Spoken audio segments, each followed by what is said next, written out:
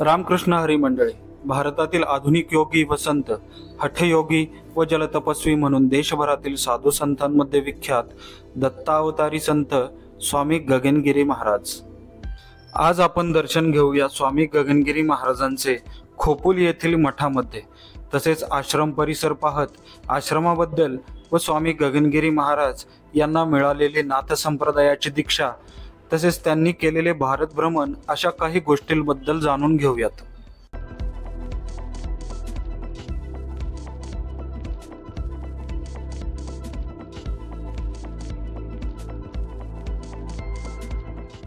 पुढे जाण्या अगोदर व्हिडिओला लाईक करा, तुम्हाला व्हिडिओ नक्कीच आवडेल। आणि आपल्या चॅनलवर जर नवीन असाल तर आपल्या चॅनलला सबस्क्राईब करायलाही विसरू नका।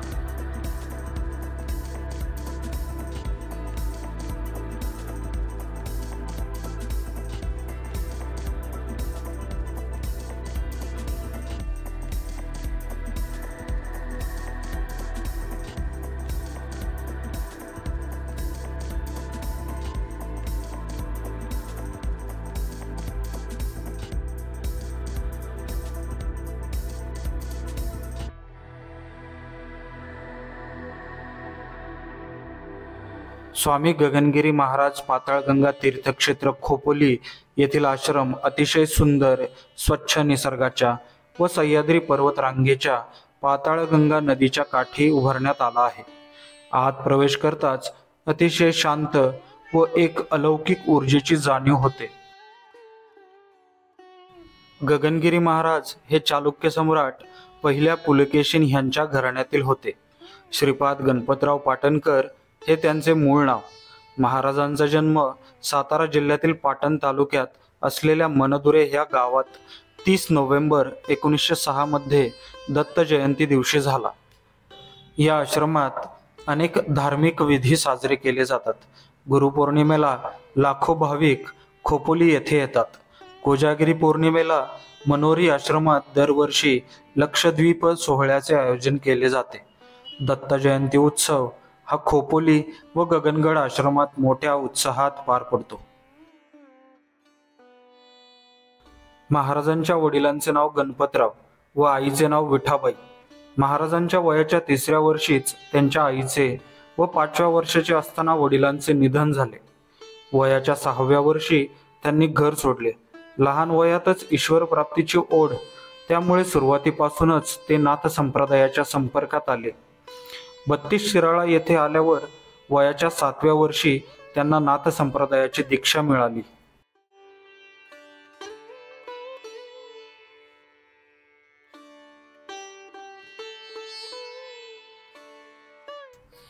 मठामध्ये योग प्रशिक्षण वर्ग घेतले जातात।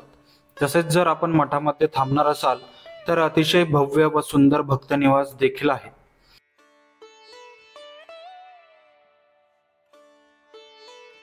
गगनगिरी महाराजांचे भक्त व अनुयायी महाराष्ट्र, आंध्र प्रदेश, मध्य प्रदेश, गुजरात, कर्नाटक अशा अनेक राज्यात पसरले आहेत।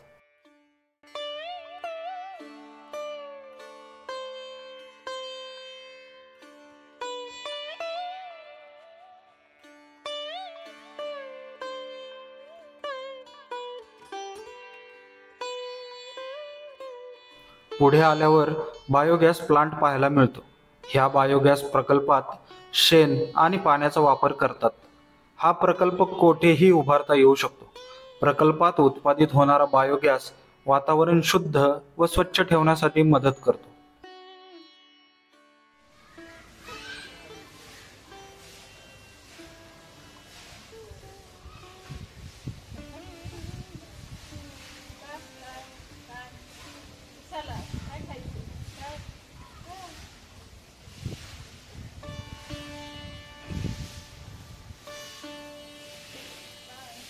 नाथ संप्रदायातील महंतांबरोबर गगनगिरी महाराज संपूर्ण भारतभर फिरले।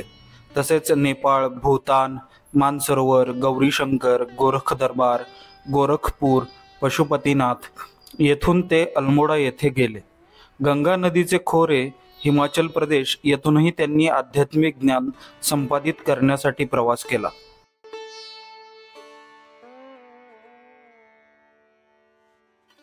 काही अंतर पुढे आल्यावर आपल्याला सह्याद्री पर्वतरांगेतील असलेल्या मठाच्या बाजूच्या डोंगरावरील गुहेचे दर्शन घेण्यासाठीचा मार्ग दिसतो.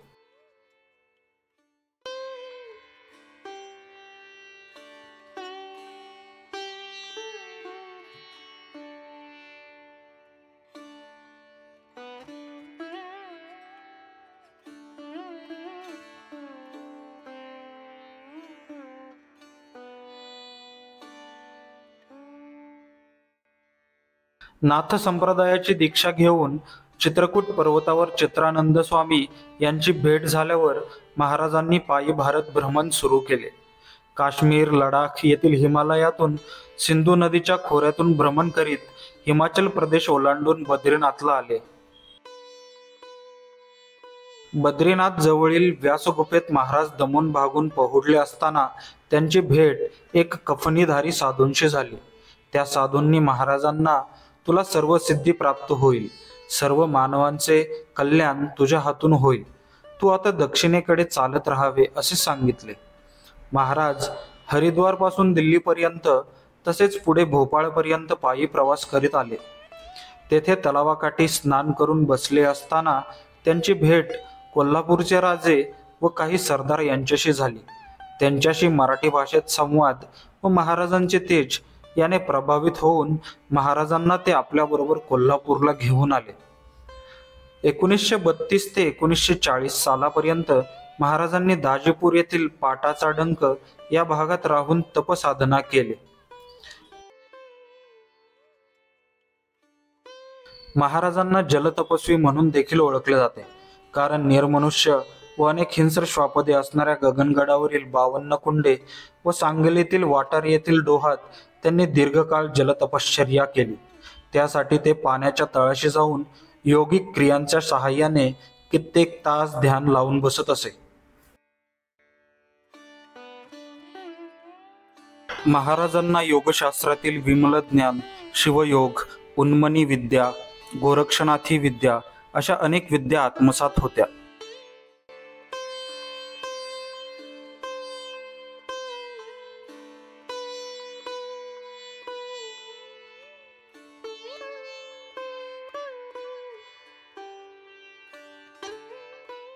सिद्धयोगी स्वामी गगनगिरी महाराज यांनी रायगड जिल्ह्यातील याच गगनगिरी महाराज योगाश्रम पाताळगंगा तीर्थक्षेत्र आश्रमातील पर्णकुटीत 4 फेब्रुवारी 2008 रोजी पहाटे 3:30 वाजता आपला देह ठेवला.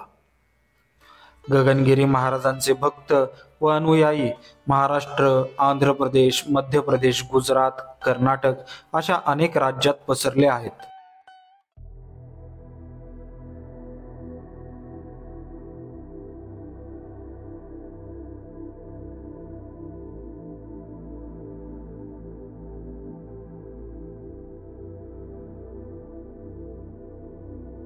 आश्रमातील शांतता, निसर्ग सौंदर्य व आश्रमातील भावभक्तीपूर्ण असलेल्या वातावरणात मन अगदी प्रसन्न होऊन जाते.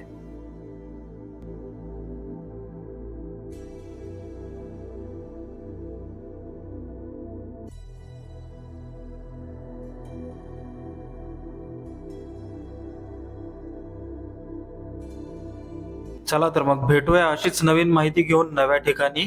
रामकृष्ण हरी.